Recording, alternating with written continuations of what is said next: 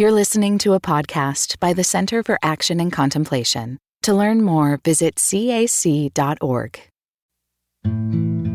Welcome to Season 2 of Another Name for Everything, casual conversations with Richard Rohr, responding to listener questions from his new book, The Universal Christ, and Season 1 of this podcast. As mentioned previously, this podcast is recorded on the grounds of the Center for Action and Contemplation and may contain the quirky sounds of our neighborhood and setting. We are your hosts.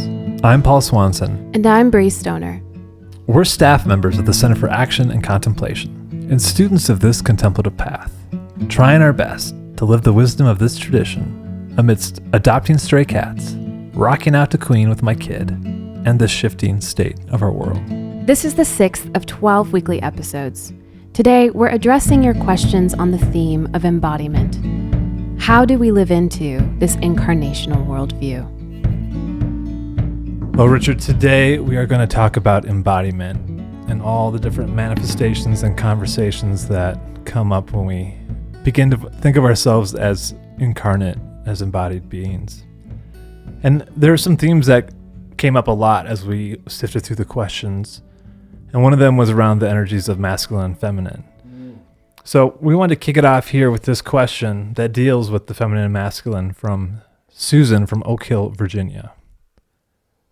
One of my biggest spiritual challenges is the tension between the masculine and feminine forces in my life.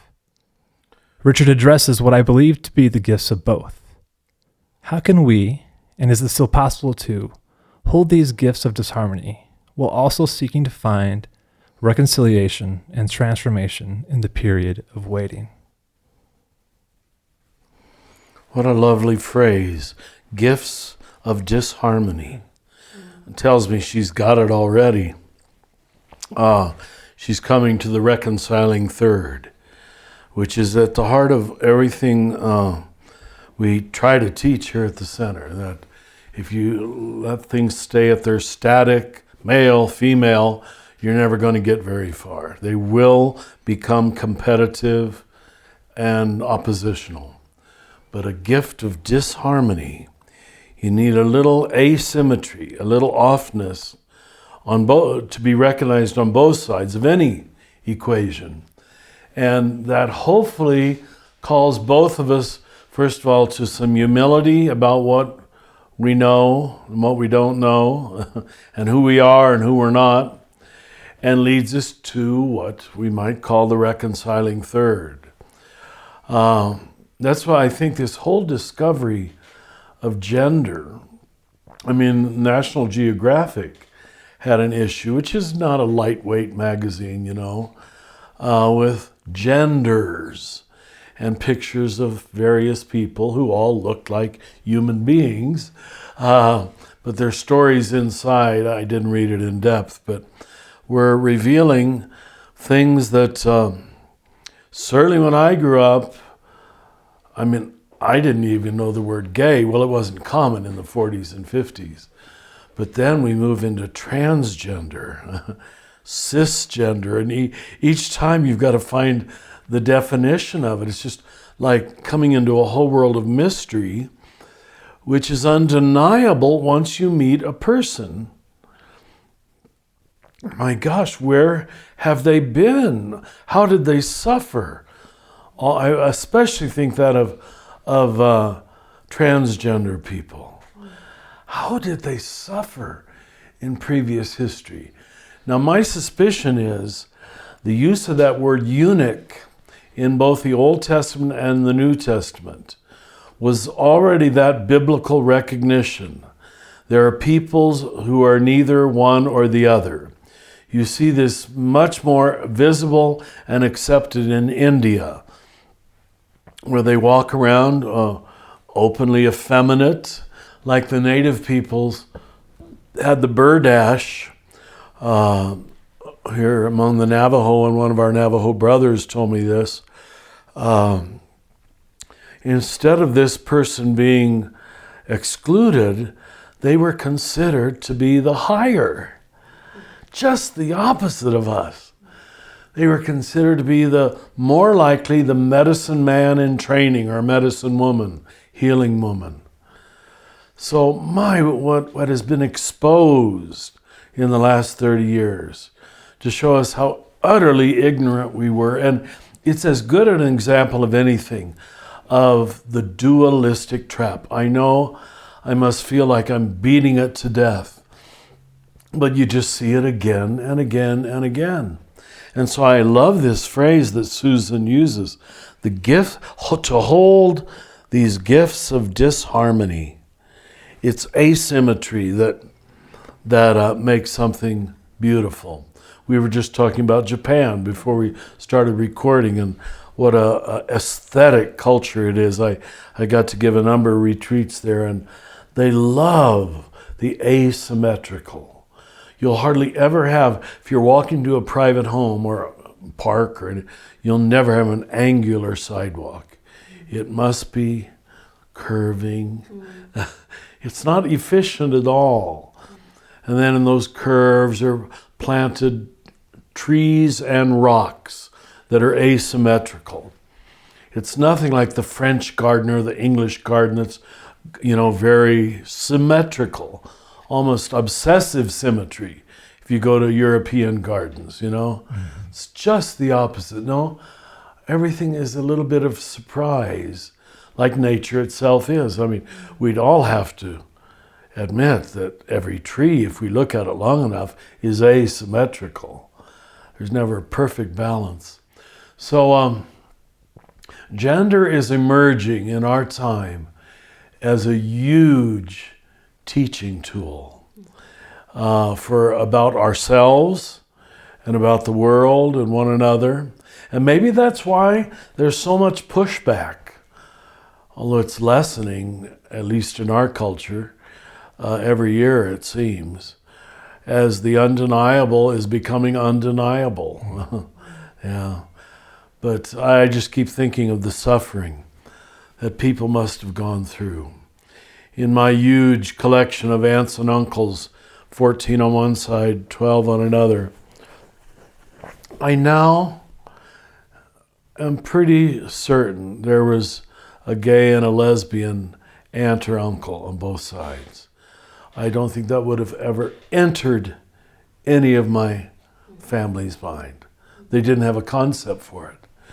But they never married, and they ended up being rather good caretakers for my grandparents, and it was a wonderful gift. But what sad and lonely lives they must have lived, because they were lonely, I'm sure, because the idea of going out for a night with a friend, there was no such thing as that. Yeah. Seems as though that denial of the body that we've so adhered to in Christianity, ironically, being a religion all about incarnation, we've been so disembodied for so long that denial of the body has created so many deep wounds and problems for us. Not just as Christians, but as human beings, because I think Christianity has impacted so much of society. So you see this kind of mind-body split and a denial of our physicality. It makes me think of that line from Mary Oliver, when she says, I want to let the soft animal body love what it loves. Love what it loves. Uh-huh. It's just, those words hit so deeply because I think she describes it poetically so well, the soft animal body. There's like a return to a compassionate view of, these vessels that we're operating in are expressing something important and sacred. Yeah. I have nothing to add. I think that's so well said. My mouth was just open. I mean, I think part of that speaking to that complete acceptance of just the fullness of humanity, which includes these different energies, right? And the way that I think, particularly in the West, Christianity has said, stay in your lane. This is what a man looks like. This is what a woman looks like. And then, and there's nothing in between. Yeah. And even to think about, for those who identify as cisgender men, how do you incorporate the feminine when masculine culture is telling you, no, this is what a man looks like. You need to aspire to that and ideal. What he does, too, his behavior, his family roles, all determined ahead of time. Yeah. And then we walk around living half lives because we're only identifying with half of ourselves, half of the energy at best. At best. So segueing then into this next question, speaking to the division between mind and body and the messiness of bodiliness that we often would rather not look at. Vicky from Perth, Australia asks a really amazing question. She says, since engaging in menstrual cycle awareness, where I track my cycle and what is happening to me physically, emotionally, and spiritually, something deep within me has been awakened. I'm beginning to be more in tune with my inner voice, with God who lives in me. I feel myself as more of a woman, more incarnate, and I can feel more fully the Christ presence, and I am more aware of a divine feminine. Our body as women has a natural rhythm. It reminds us that there are times to play, create, to love, to initiate, but there are also times to rest, to let go, to speak truth, and be still. My faith has taught me that, but my body is teaching me in new ways. I would love to see more Christian theology and teaching around this area, the embodiment of the universal Christ in a woman's menstruation. What does Sophia still have to unfold for us in a more open discussion about this kind of embodiment? Well, who am I as a man? Richard, do you want to give some reflections on menstruation? Who am I? have a lot of experience in this area. Oh my gosh, just her saying it Yeah. so gently and kindly. There's no accusation, there's no shaming, there's no... it's just, I'm discovering something, and it's good. Mm-hmm. But most of us were given such an aggressive stance of denial and repression toward our body. Mm-hmm. To come back out of that and to say embodiment is good and is a teacher, this is just a whole new kind of Christianity. I have that quote somewhere in the book, don't I, from Katsensakis. Someday Christianity will discover the other part and honor the body as well as the soul. If you find it in a moment, you can read it. It's at the beginning of some chapter. I forget what I wrote. One of the things I so appreciate about her question and the way she asked it is that you can see that for so long, and especially as women, we've been taught to feel shame about bodiliness. And it's been a tool of oppression. It's been a tool of keeping us disconnected from ourselves and disconnected from each other. And, Vicky, you're already doing this. I feel like you're already giving us a Christian theology on the embodiment of the universal Christ in our cycles. Even the way you're describing that there are times to play, to create, to love, and initiate, but there are also times to rest, to let go, to speak truth, and be still. And I think that's one of the things that so many of us are longing to plug back into, even when we talk about the desire to be more connected to nature and seasonality. Yes. It's that we realize that there's a natural rhythm to life, and that there's we're extremely unhealthy in our culture and how we live and how we work and how we think, that we don't respect that natural rhythm and flow, that we're not giving room for letting go. We're just pushing, achieve. So, the rhythmic quality of our cycles, I think, has a lot to teach us, as the cyclical nature of everything in nature does as well. Yeah. We thought of the body as only the shell. It's only the shell. And so there became a dismissive quality to it. It's going to die, therefore it isn't worth looking at or trusting or listening to. We just found the quote. It's on the beginning of chapter 9 from Nikos Katsensakis, his marvelous book, Report to Greco. And he says, one day the religion of Christ will take another step forward on earth. It will embrace the whole man, forgive his exclusive language. It will embrace the whole man, all of him, not just half, as it does now in embracing only the soul, only the soul. Yeah. And you hear me say in the book, why do we say body of Christ, body of Christ? And we tell people to eat it, which is, I think, intentionally meant to be shocking, sexual, cannibalistic, use all the shocking words, and to get us beyond this. But that's why you've heard me say for years why my history professor said we were more influenced in many ways by Plato than by Jesus.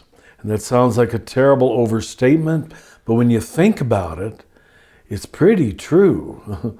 Body was bad, spirit was good, because body died. And that body led us on the journey, and the body was the place of the training ground, the school of suffering, of delight. But we always thought of it as the shell instead of the participant. It wasn't making the journey with us as an equal teacher. So this is one of those many things that tell me we are still in early stage Christianity. Yeah. When it comes to that, Richard, of the split that is often even just celebrated between the body and the soul in religious culture, what would you offer for those listening as ways to begin to cross over that split, to see the wholeness of body, mind, and spirit, and to not disembody on this path of transformation? I remember talking, this was in the 70s, back in Cincinnati, to a marriage and sex therapist. I don't know what I was talking to him about. I wasn't married, but maybe he came to me for something. But he said that he had to counsel couples in the middle of their life, middle of their marriage, who the spark had gone out of it, there wasn't much affection or whatever, to spend time, deliberate time, touching one another with no movement toward intercourse. Simply the gentle touching at great length, looking, perhaps speaking, but stop this goal toward ejaculation in the male case, especially, or orgasm in the female. It's just, this is good. This is the body of God. And he claimed to me personally, he says the results of people who do this over a period is astounding, just astounding, because they rediscover embodiment in an inherently respectful way, that this is good, this is the body of God, this is something that is an end in itself. But he said he had to take away the end of orgasm and intercourse so that we could discover the medium is the message. See, that the body in its capacity for delight, for affirmation. And you think of what's happening in our, thank God in a way, but the Me Too movement, do you listen to the news a single night where the word sexual abuse is not used? It's just, we're tiring of it. But it's almost, I think, the body's revenge at not being affirmed, validated, and seen as good. It has come out in sick ways, in power-hungry ways, in abusive ways. But now it's overwhelming us. It's everywhere. So I don't know if I ever used that word before, but it does feel like the body's revenge on the spirit and the soul. If you're not going to honor me, I'm going to get your attention by showing how sick the body can become, how angry the body can become. And I think women are way ahead of us on this because they've been on the painful end of it again and again, seeing that this man is not loving me. And to call this lovemaking is just a total abuse of terminology. It's interesting that we forget that these ideas of separating mind, spirit from body, or body from soul are just abstract theories. Mm-hmm. We've somehow decided that that's, a concrete reality.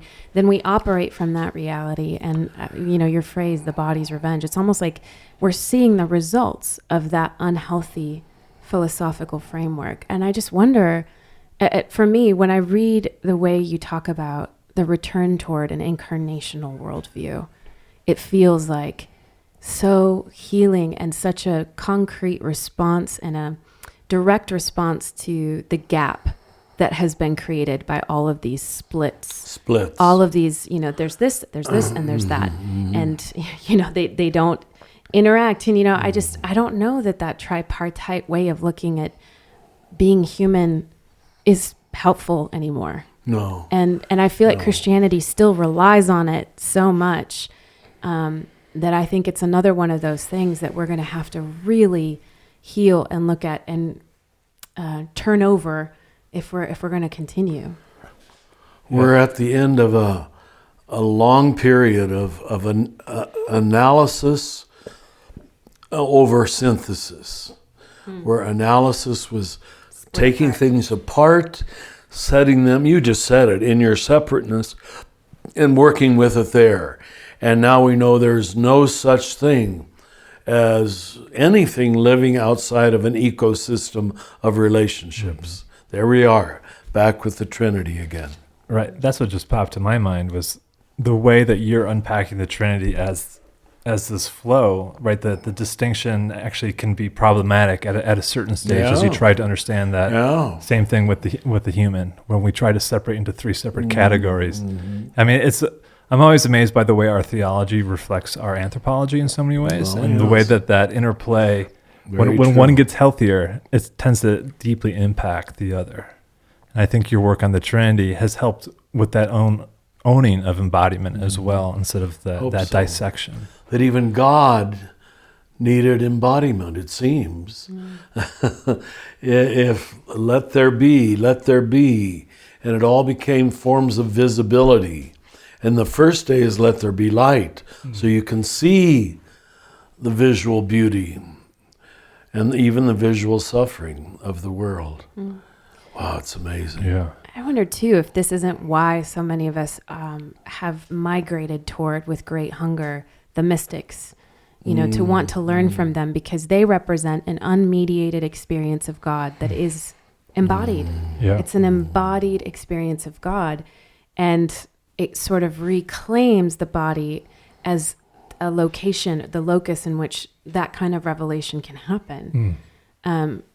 After so many years and millennia of just thinking that revelation has to happen, for those of us who are in a Protestant, probably more Protestant realm, but that revelation has already happened, it's done. And it ended with the death of the last apostle. There it my is. God. Or that it only happens intellectually through Scripture, you might receive consolations or messages from God, but it's somehow disconnected from bodiliness and being. It's not experiential, it's more intellectual. And that to me is the draw of pilgrimage that we're seeing resurge with, what's the one in Spain again? Camino? Camino, where everyone seems to be going that direction, because it is an embodied way of practicing, right? I must get a letter every month on someone's report to me on the Camino.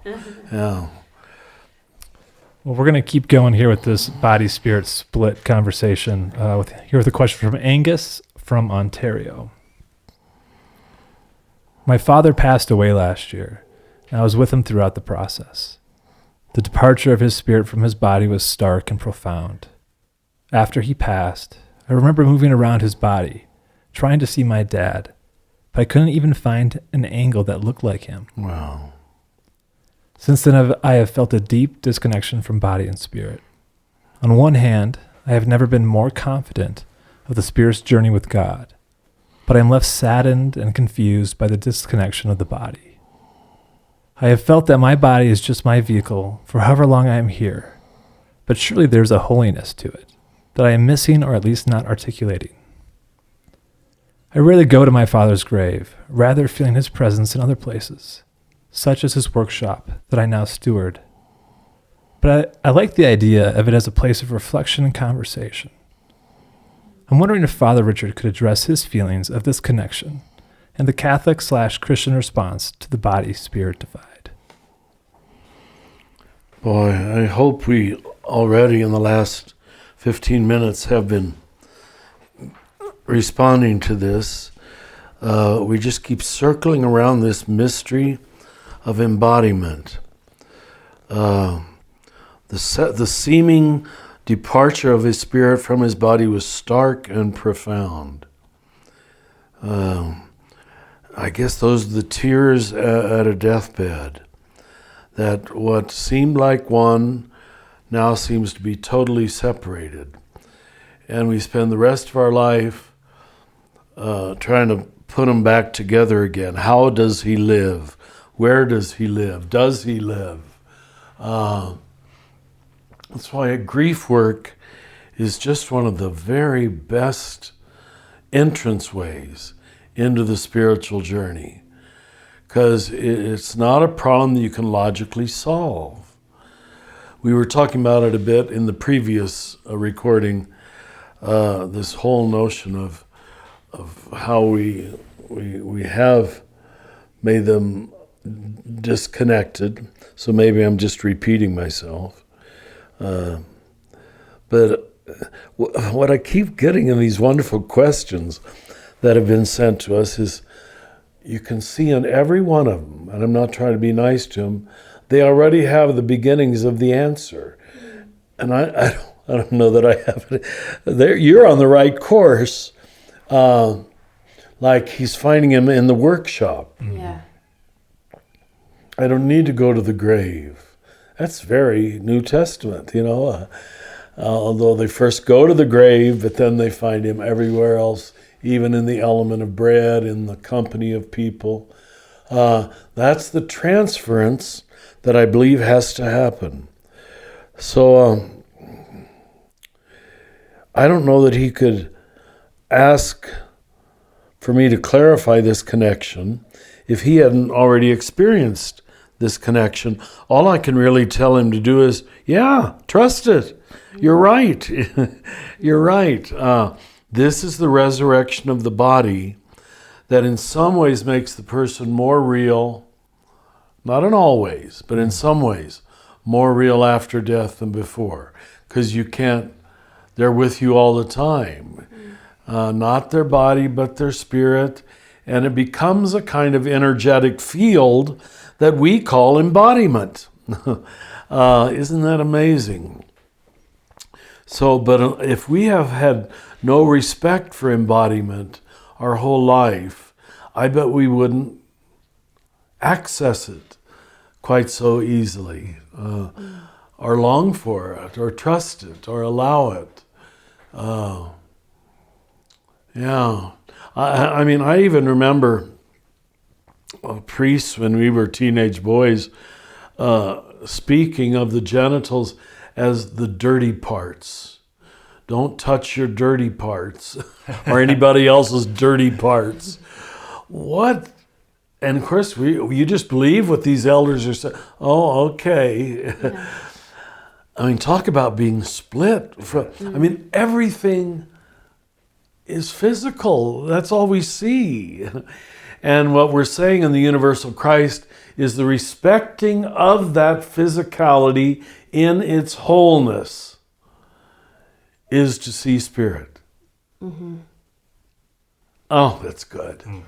Not that's just a piece of wood. I'm looking at a piece of wood in our beautiful beamed ceiling here.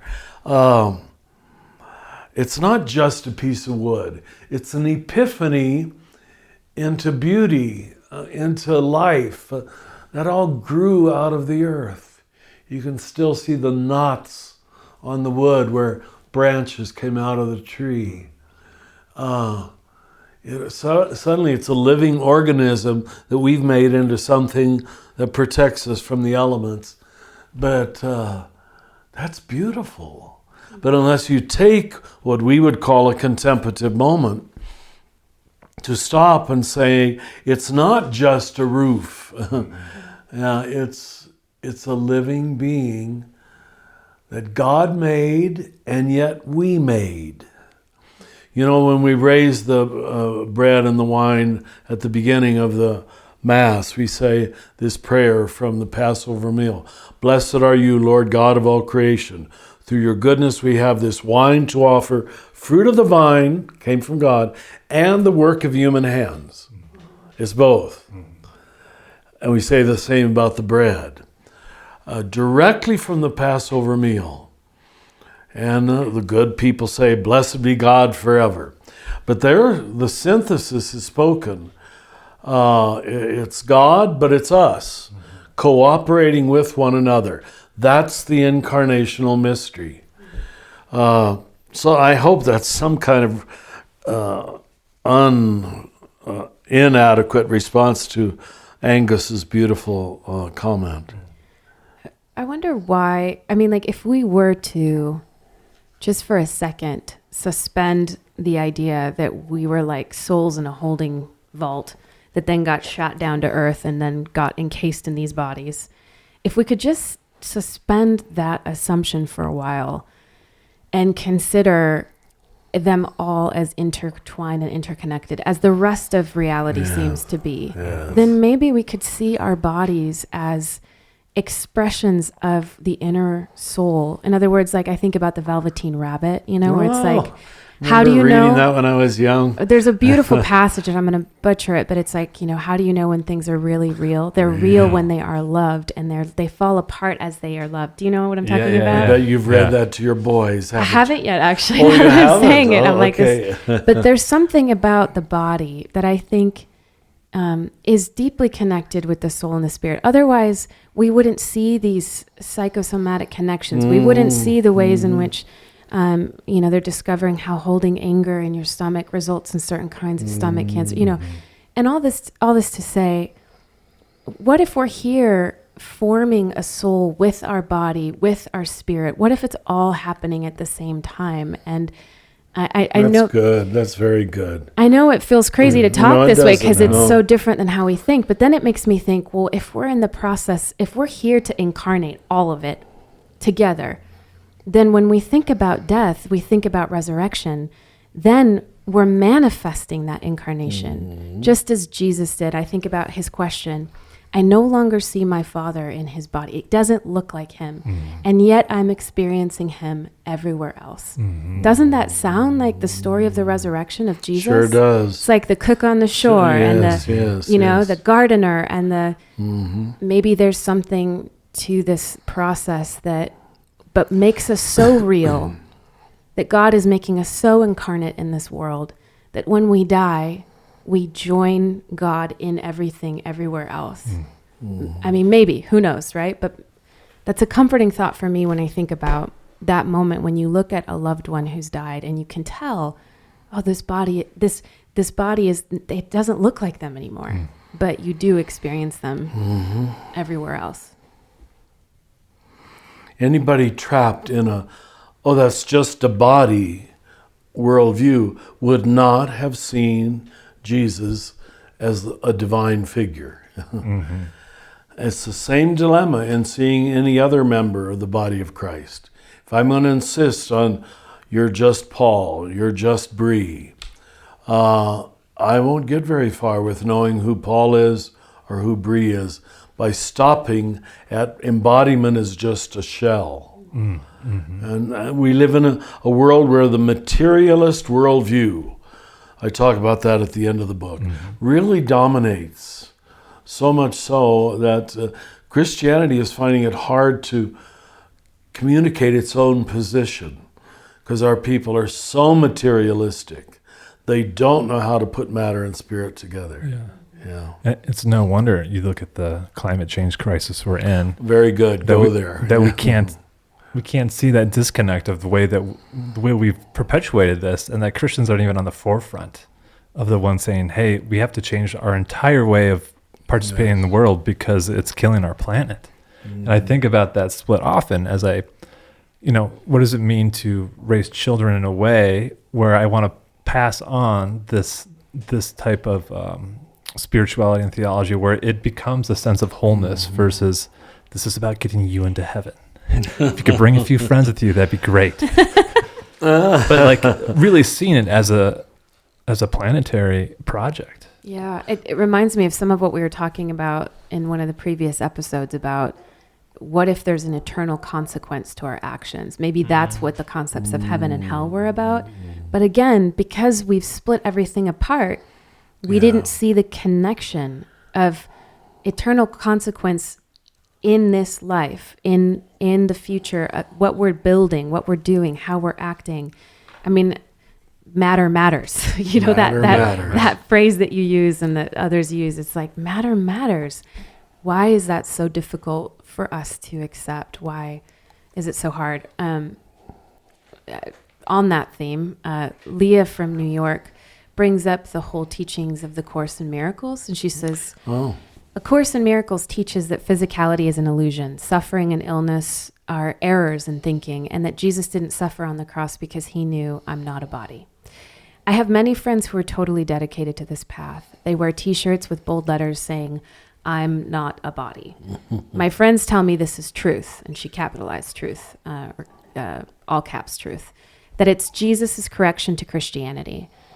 But I'm convinced of an incarnational worldview. Can you address the enormous popularity of A Course in Miracles, which I understand to be a spiritual worldview that claims to be dictated by Jesus and the truth about God? Well, I have to start by pleading a good degree of ignorance. I didn't know the Course in Miracles taught that. I'd always heard their good teaching about forgiveness. And so I've often praised the Course in Miracles that we didn't teach forgiveness enough, and they put it center stage. But remember at the end of the book where I talk about the 4 worldviews. Yeah. If what Leah says is the case, and I have no reason to doubt it, this is what I term the spiritual worldview. I'm not a body, and almost taking delight in this. Yes, I'm not limited to my body. I could agree to that. But saying I'm not my body, no, I am my body. So it might be a stage of teaching. I mean, I think we probably all were taught early, my soul lives forever and my soul's going to go to heaven. And there are ways that that's important to learn, but that's early stage Christianity, it seems to me. When Jesus says, store up things in heaven, not in this world where rust corrodes and moth consumes. It could appear that he's making that distinction. And remember, I always say you got to start with dualistic clarity, body, soul. He's trying to get us to see the invisible, the non-tangible, but then the final mature teaching of Jesus is the two are operating as one in his body, even allowing it to be crucified, and it is body that is resurrected. That's no small point, that his body is resurrected. So if what she says is true, I don't agree with that. I am my body, but I'm not only my body. Right. Yeah, okay. I think it's dangerous, and I also, I'm not familiar with A Course in Miracles, but any ideology that teaches us that suffering and bodiliness isn't real feels like a dangerous foundation for a lot of the type of injustice, oppression, abuse that we see in our world. That's the perfect answer to that. I didn't respond to that, but you did. Jesus didn't suffer on the cross because he knew I'm not my body. That's not true. I don't think. Yeah. And I suppose too, the things that make us most human, like we've talked before about how much suffering connects us to each other, how it opens up our awareness and brings us into it, transformative moments. Like to think that, I'm sorry, but like I'm thinking about childbirth and I'm like, oh no, that suffering was real. That was very real suffering. Mm-hmm. And I was very much in my body through that childbirth process. And yet, yes, you weren't just saying, I'm not my body, right. I'm not my body.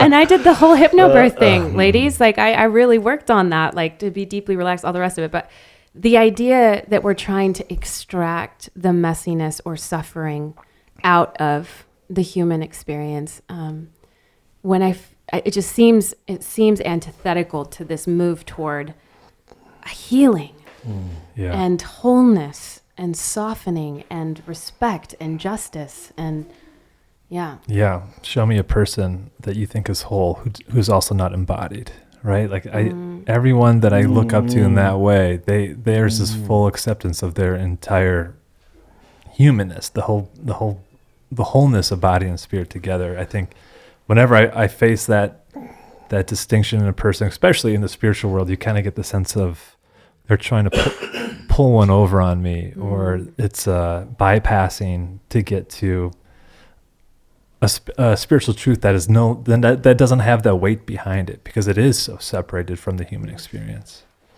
And on the other side, you meet what we unkindly call anal retentive people, but rigid people. They're always deeply repressing things in their body or their body itself. Yes. Always. Yes. That is so obvious at my age. People who even in their body movements experience, you can see the resistance. You can feel the repression. Yeah. Well, we have a question here from Rachel from Lancaster, Pennsylvania. And this will kind of continue the thread of embodiment and also how others view us and how we view ourselves. In a culture that has defined the ideal as cellulite-free, thin, and looking like less than perhaps 1% of humanity probably look, how can we reclaim the joy of our bodies, embodying with joy and gratitude for the magnificence of very ordinary, even that shows cultural bias, non-skinny, yet fully alive and wonderful human bodies? I'm probably showing my own bias. I brought over this morning, because I'm collecting a number of things, a bunch of pictures of when I was young and handsome. And it's so neat not to need to be that way. So maybe we need to listen to elders more who know they are their body, can accept, in this case, being overweight, as I am right now because of this dang pill I'm on. Well, probably because I eat too much, too. But those pills are just jelly beans. I'll keep blaming it on the pill. But why doesn't it bother me? Is that laziness? And I've been asking myself that. But my physical attractiveness, simply I know now at a much deeper level, is not me. So do we need people who aren't... We used to speak of these thin women as twiggy. That's before your time. That is a long time ago. Yeah. I know what you're talking about. And that is like a solid 30 years ago, Twiggy. I don't know who the present Twiggy is, but there's a few. It's not good. Yeah. It's not. I was, as you know, recently in Mexico, and you'd see these lovely young Mexican girls, just gorgeous. And it was so clear in that culture that as soon as they have a baby, they start broadening out, It was even pointed out to us, since we're on Mexico, that that icon of Our Lady of Guadalupe, she's a rather medium-sized woman. And they said that is just affirmed. Some people have made this case in the whole Mexican culture. That's the ideal woman. A woman who's born children and has her body to show for it. So our model is very recent, very limited, and very condemning. It seems that part of our issue here with bodiliness is also just change. We're so afraid of aging, of changing, of growing older. And I feel like society has created an ideal out of a young body, whether it's male or feminine or female or any gender. It's the youth of, thing that we're looking toward, and just how unhealthy that is in terms of our own journeys of change. Like how much disrespect it shows to ourselves, to our bodiliness, to the whole way of everything, for us to somehow try to freeze time on one particular segment of our lives as though we could keep it that way forever. Yes. And I think, kind of back to something you said, Paul, like the women that I have met in my life that are most alive and most free. And I really want to emphasize the freedom, because that is what is absent in our culture of bodiliness or body obsession, in terms of being thin or young or beautiful. We're not free when we're living from that obsession. But when I meet elder women who are free from that, it's the level of relaxation that I feel in my body and in myself, and the relaxation into beingness period that I feel is so profound and is such a gift. And we need so much more of that as an antidote to this madness. Yeah. In some ways it's the gift of baldness. I think about... Thank you. Go ahead. Being a young man who went bald after having long blonde hair, I was often... Flowing, you forgot the flowing. Yeah, wavy. And it was often You have to bring some pictures, Paul. I should. I got to bring them to this collection. I'd love that I'll to post see 'em. online. Yeah. I'm just thinking, Richard, for you, like when was a time, like you talk about how you don't care right now. When did that transition happen for you, when you were able to kind of say, you know what, like these standards that's set by culture just don't matter? Somewhere in the 60s, where I knew it was an impossible game to keep trying to look. Certainly when all my hair was gone and when I lost my boyish figure.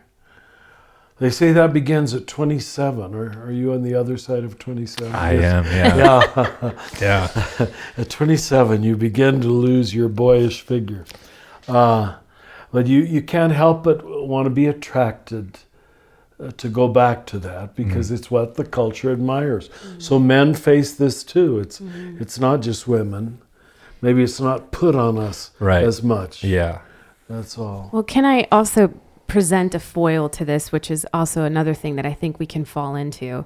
I'll use myself as an example. In my 26, 27 range, as I was diving headlong into contemplation and the mystics, I sort of vacillated from indulging in my appearance to this opposite extreme of denying, where all of a sudden I thought the spiritual thing would be for me to just shave my head and not care at all about how I look. And in a way, which is true in some ways, but I went to this extreme, which I now lovingly call my contemplative frumpy phase, where it was like, how can I make sure that you can't see a figure under here? How can I wear baggy clothing? How can I prove to everyone that I'm so spiritual by like not wearing makeup and not caring, and And it was another extreme. So somewhere between indulging and denying is a middle road of accepting. And I think for women, this is really hard, because we vacillate, I think, in contemplative or spiritual circles between wanting to deny our femininity, not just I get like, I don't want to play into cultural obsessive norms, right? Yes. But I also don't want to collapse into like, back to my contemplative frumpy phases. In a way, what I was doing was denying my femininity. Yeah. I was trying to hide myself. I can't think of a Catholic nun who wouldn't agree with every word you just said. Yeah. Because that's what we put on them. This temporarily probably appropriate thing. But imagine having to wear that your entire life, and even to sleep in it. Denying your femininity, denying your embodiment, pretending you don't have breasts. Yeah. It's just horrible. Or not wanting to look pretty for a date, it's like, I don't want to guilt myself for putting on mascara one night, it's like. Yeah. And the archetypes have been so much of the virgin or the prostitute, right? It's in Christianity as those that have been like it's not an either or. And I'm not, I know I'm in dangerous territory here, even just like naming that, but like that's been like how far apart you either fall into one category or the other. And we live from that. I think I think that's part of the grief that I hear in Rachel's question, is that we're paranoid, or we're struggling to find the right avenue of just being in our bodies, and to trust that this is good, and to feel permission to express ourselves on occasion, to want to get dressed up or not, but not become slaves to it either. I think of the work of Mirabai Starr, actually. She recently wrote a book about called Wild Mercy on the feminine path. She has some amazing passages, but in one of them she says, you know what? She's like, yes, I meditate and I am one with the beloved. And sometimes, I'm sorry, I care about what my ass looks like in jeans. And you know what? It's just so human of her to admit that. That when I read that, I found myself laughing and relaxing and saying, yeah, let's make sure that we hold freedom all the way through and find that middle path of acceptance, as hard as it is. Well put. Oh. Speaking of acceptance. Are you looking at the notes? I didn't even realize this was coming up next. Ernie from Ontario, Canada. Wait, is that California? Yeah. Ontario, right? California. Okay, so Ernie from Ontario, California is asking this very question on acceptance. He says, do we have something that is built in that distracts and blocks us from accepting that we are fully accepted? And if we do, how do we get rid of it? I think that is so real, and that's why Augustine, who had a lot of sexual self-hatred and guilt, coined that unfortunate phrase, original sin. There seems to be something inherent in the human being that obsesses over its imperfection, which is an ego trip. What makes me think I, in my separateness, could be perfect?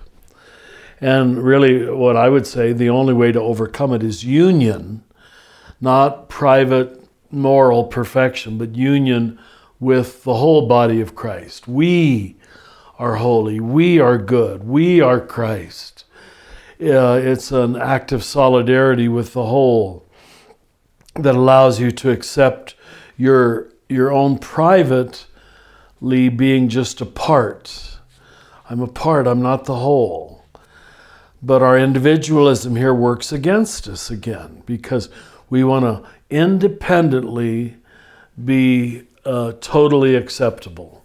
So it's an ego trip. I really think it is. Once we let go of that grain of wheat, as Jesus puts it, that set of boundaries, then my wholeness is in my connectedness, not my private perfection, not my private worthiness. So he says, is it built in us? Well, I've called it the fly in the ointment, that there does seem to be a problem in the human psyche, the human soul, that sets us up for the drama, for the conflict, for the necessary tension. Yet it is very hard to accept that we are fully acceptable. And I've met very gorgeous women and good-looking men, intelligent women who suffer from it just as much. And those of us who are more ordinary say, well, surely not you. They do. In fact, they almost have a race more to cover it up, because they know that everybody projects onto them this, oh, you've got it all together. Yeah. And Rich, can I ask you, what does that look like for you as somebody who people do look up to, and knowing that those projections come onto you? How do you handle that, knowing that that acceptance is not the acceptance that you're necessarily seeking? That's been a problem much of my public life for 30, 40 years, that both people who hate me for there's probably some good reasons to hate me, but the one they picked out really isn't it. It's their own problem projected onto me. But on the other side, those who love me and think I'm this little God, if they only knew how So you learn, you've heard me say this before, you learn by the middle of life not to take either projection too seriously. people who think you're greater than you are, and people who think you're a total hypocrite, fool, idiot. Neither of them are people who usually know me. And I think that's why we all long for someone who knows the real me, warts and all, and can still believe I'm lovable. Don't we all long for that? Without that, I don't know there's ever grace to move ahead.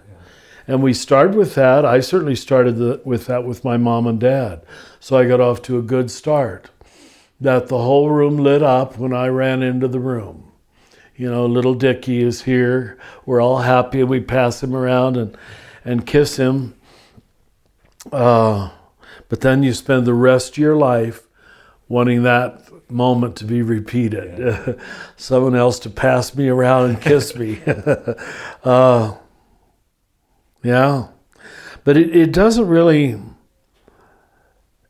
You don't have to constantly have a perfect mirror in your life. It's enough if it's there a few times. If you've never had it. Now, I have met people who, because they never had it, even from their parents, do feverishly search for it from God. I have met some people like that. They're wonders of nature. But for most of us, we need the mirroring from one other human being that fully accepts us in our lowliness, as Mary says in the Magnificat. People who think I'm wonderful, who don't know who I am, it really doesn't do anything for me. Do you understand?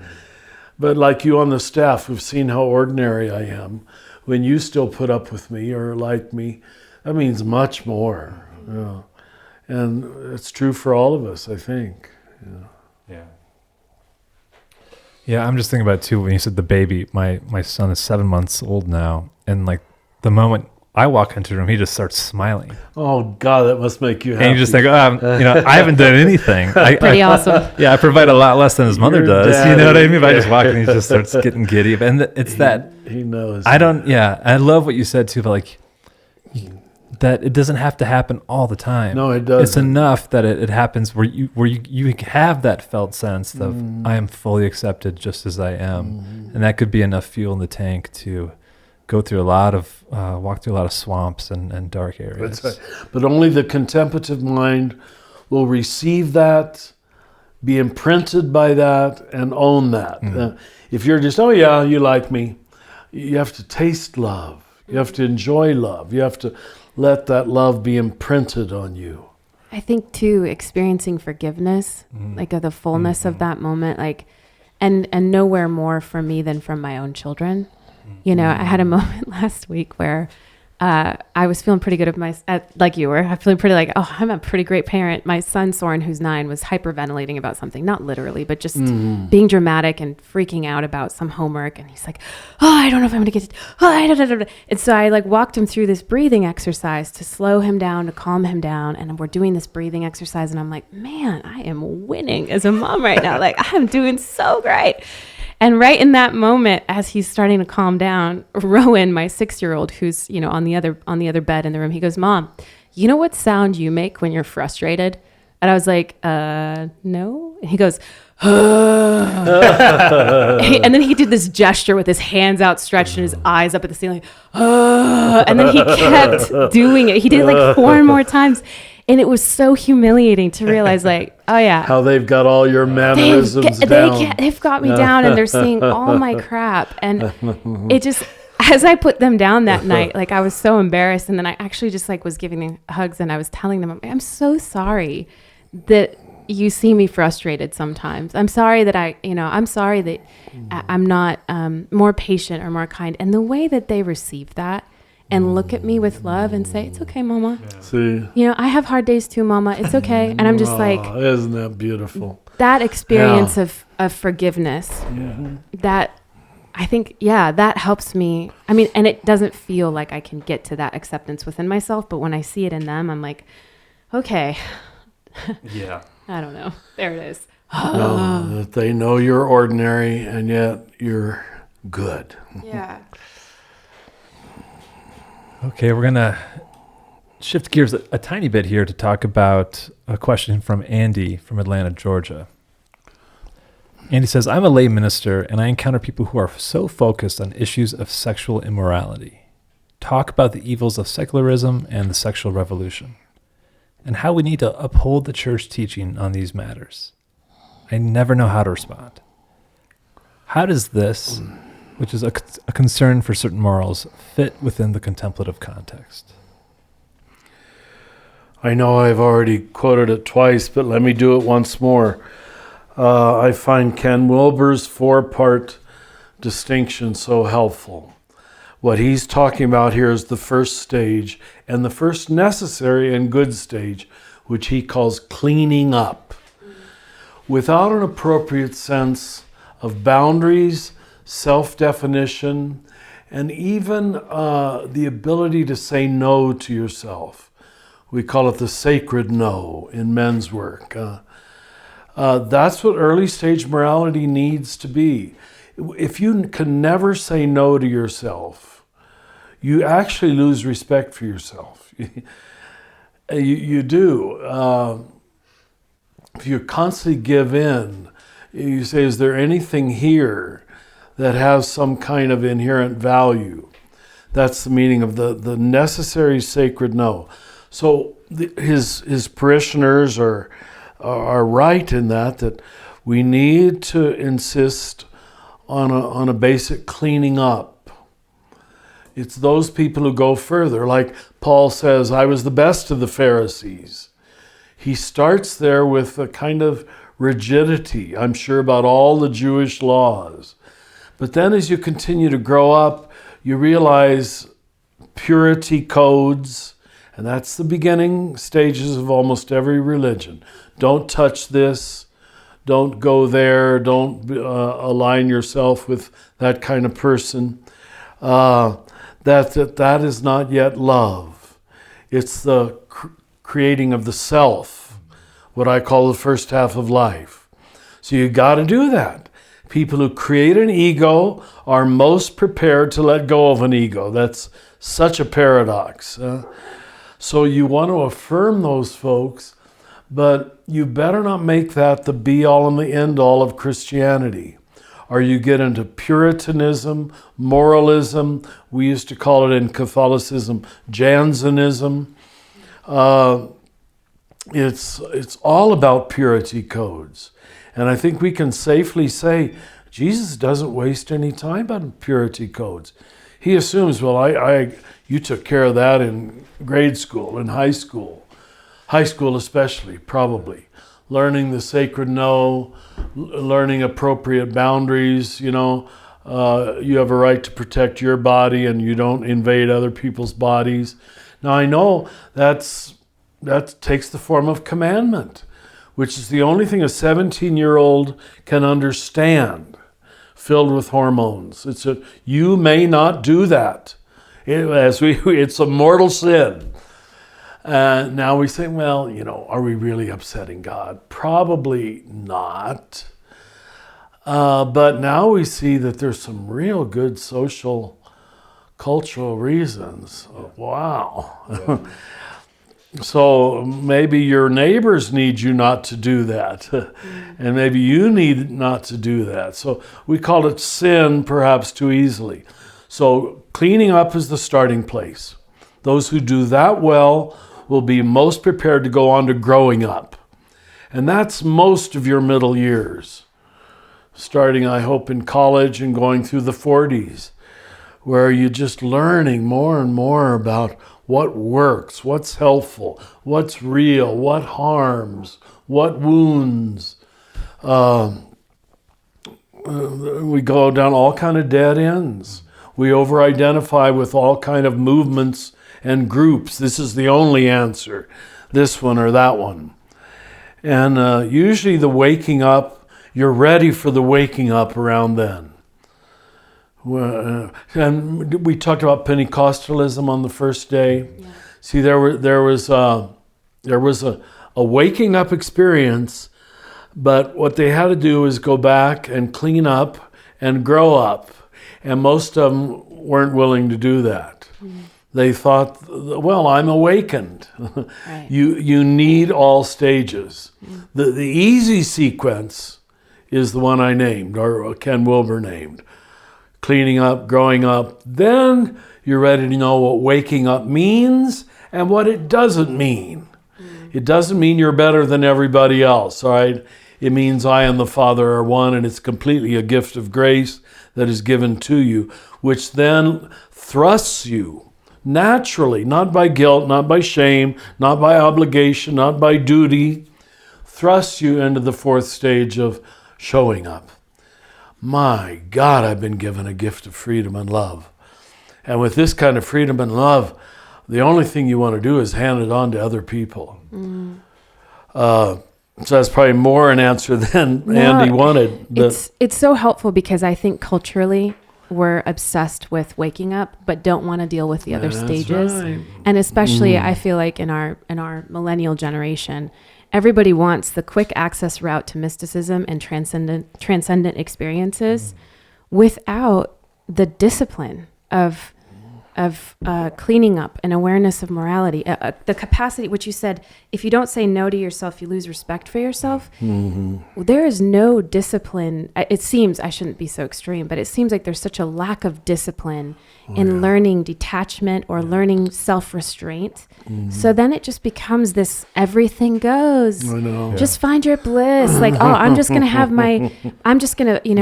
find my transcendent experience of oneness and then treat everybody like shit, Right. It's like, and then be a terrible person. But look at me, I have my meditation and my, transcendent moments. Yeah, I was lucky. My older brother one time gave me the advice to make sure that you say your no to make room for the bigger yes. No, that's lovely. So your no's help create that space to say yes. That's lovely. And it's a different spin on discipline for me that has really helped, hopefully, form me in a way that has created more potential. Yeah. And you talk about, Richard, that, again, back to our comment about if this is a relational universe that we're swimming in, then embodiment has to be about right relationship. It has to be about sensing the connectivity to the whole and living out of respect to that connectivity in some way. And I feel like Josh from Portland asks a question that has to do with that connectivity as we wrap up here. He says, my question for Father Richard is about his reference to the sacredness of the world, in environment, humans, animals. He mentions respecting, protecting, and loving it. I was just curious if he was subtly referencing vegetarianism or veganism since it impacts global gas emissions, poverty, and animal abuse. And I think his question here is, pertaining to the bodies that aren't human, and how do we need to be more responsible in our choices toward that relationality to the whole?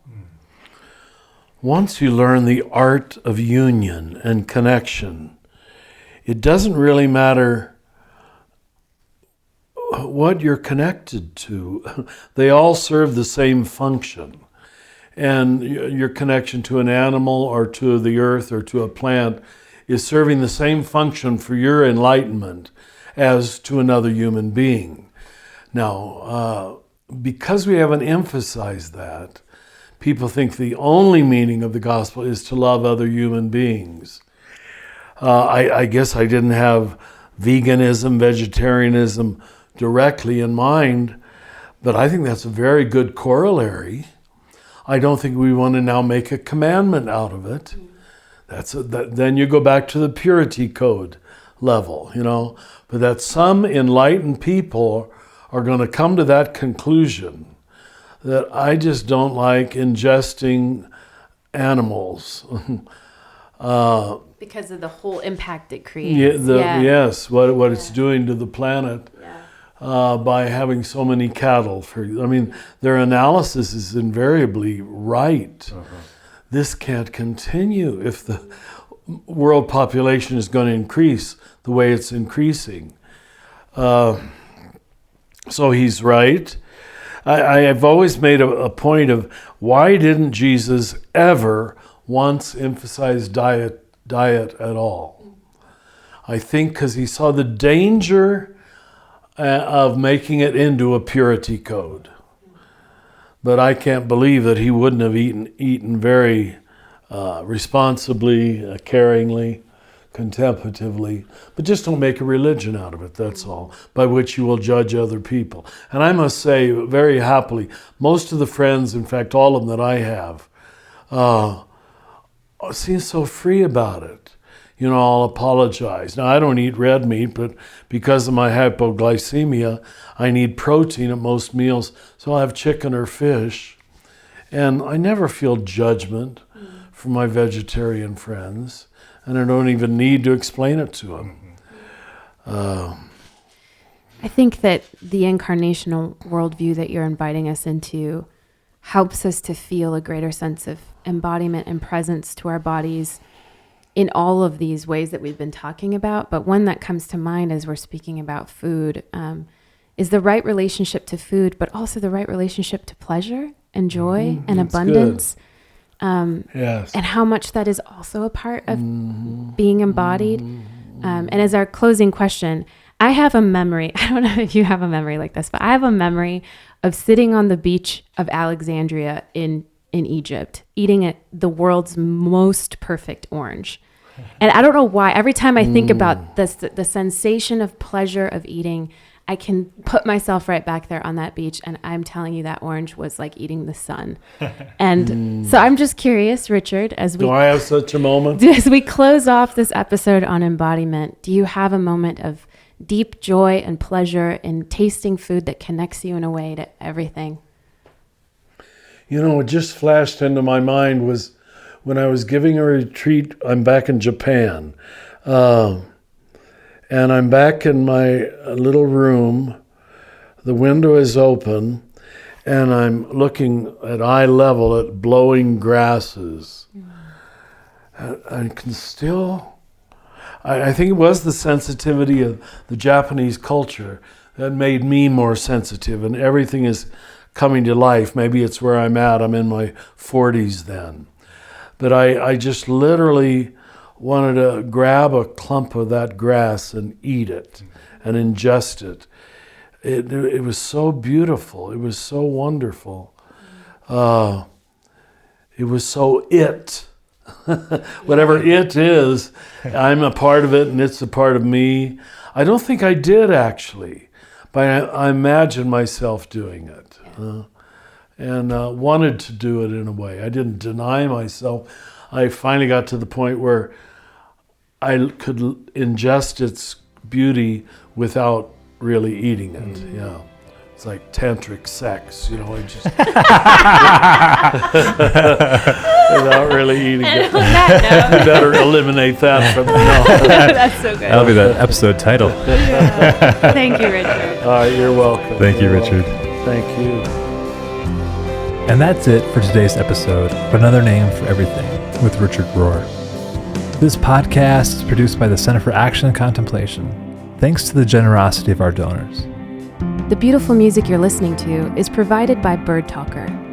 If you're enjoying this podcast, consider rating it, writing a review, or sharing it with a friend to help create a bigger and more inclusive community. To learn more about Father Richard and to receive his free daily meditations in your electronic mailbox, visit cac.org. To learn more about the themes of the Universal Christ, visit universalchrist.org.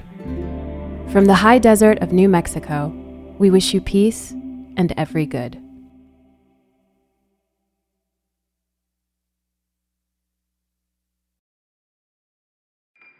Do you feel called to walk a more contemplative path?